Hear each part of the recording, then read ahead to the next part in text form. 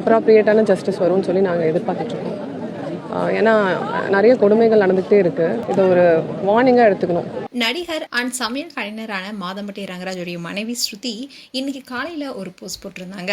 அதுல தன்னுடைய குடும்பத்தை மிரட்டுறதா சில விஷயங்களை ஷேர் பண்ணியிருந்தாங்க. இதை தொடர்ந்து ஜாய் கிறிசல்டாவும் அவங்களுக்கு ரிப்ளை கொடுக்குற விதமா ஒரு போஸ்ட் போட்டிருக்காங்க.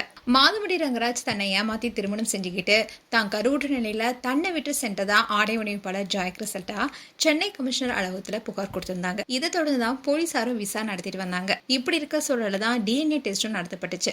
இதுல குழந்தையோட தந்தை மாதம்பட்டி ரங்கராஜ் தானு பரிசோதனை மூலமா உறுதியும் செய்யப்பட்டுச்சு. இந்நிலைதான் மாதம்பட்டி ரங்கராஜோ குழந்தைக்கு வாழ்நாள் முழுவதும் பராமரிப்பு வழங்க தயாரா இருப்பதா சொல்லியிருந்தாரு. இப்படி இருக்க சொல்லதான் ஜாய் கிறிசல்டா அவங்களுடைய சோசியல் மீடியா பேஜ்ல மாதம்பட்டியுடன் இருக்கிற போட்டோவை ஷேர் பண்ணி மாதம்பட்டி ரங்கராஜ் தன்னுடைய மகன் ராக ரங்கராஜை ஏத்துக்கிட்டாரு, வாழ்நாள் முழுவதும் அவருடனே இருப்பனும், மகனை ஒருபோதும் அவர் விட்டு செல்ல மாட்டேன்னு சொல்லியிருக்காரு. இனி என்ன நடக்க போகுது என்பதை காத்திருப்போம்னு போஸ்ட் போட்டிருந்தாங்க. இதற்கிடையில தான் மாதம்பட்டி ரங்கராஜுடைய மனைவி ஸ்ருதி ரங்கராஜ் அவங்க குடும்பத்துடன் திருப்பதியில் எடுத்துக்கிட்ட போட்டோவை ஷேர் பண்ணியிருந்தாங்க. அதோட ஒரு போஸ்டும் போட்டிருந்தாங்க.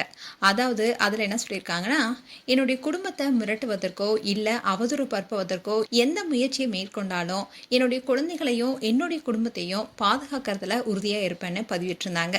இந்த விஷயம் சோசியல் மீடியால பெரிய விவாதத்தை உருவாக்குனுச்சு.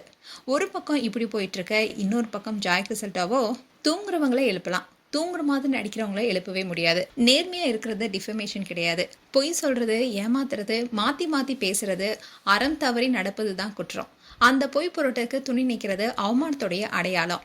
இரட்டை முகம் கொண்ட மனிதர்கிட்ட இருந்தோம், மிரட்டல் விடுறவங்க கிட்ட இருந்தோம் உங்களுடைய குடும்பத்தை பாதுகாத்து கொள்ளுங்க.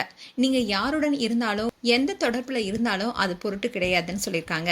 அதோட டிஃபமேஷன் எதுமா பையனை அக்செப்ட் பண்ணதா கோர்ட்டுக்கிட்ட எல்லா ஆதாரங்களுமே இருக்கு, நீ கண்டிப்பா தப்பிக்கவே முடியாது, பொய்கள் நல்லாவே உருட்டுற, நீ உருட்டுன்னு ரொம்பவே காட்டமா ஸ்ருதி ரங்கராஜுக்கு ரிப்ளை கொடுத்திருக்காங்க ஜாய் கிறிசல்டா.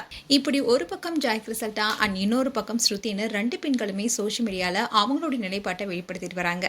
இந்த பிரச்சனைக்கு எல்லாம் மூல காரணமா இருக்கிற மாதம்பட்டி ரங்கராஜோ எந்த விதமான சலனமும் இல்லாம குடும்பத்தோட போட்டோக்கு போஸ்ட் கொடுத்திருக்காரு. குழந்தைக்கு பொறுப்பை ஏற்றுக்கொண்டா மட்டும் போதுமா, செய்த தவறுக்கு தண்டனை இல்லையான்னு இப்ப நெட்டிசன்ஸ் பலருமே கேள்வி எழுப்பிட்டு வராங்க. இப்போ இந்த விஷயம் தான் பேசும் பொருளா இருக்கு. மேலும் மாதம்பட்டி ரங்கராஜ் குறித்து உங்களுடைய கருத்துக்களை கமெண்ட் செக்ஷன் சொல்லுங்க. இது போன்ற வீடியோஸை பார்க்க news Tamil kids channel subscribe பண்ணுங்க. மறக்காம நோட்டிபிகேஷன் பட்டனை கிளிக் பண்ணுங்க.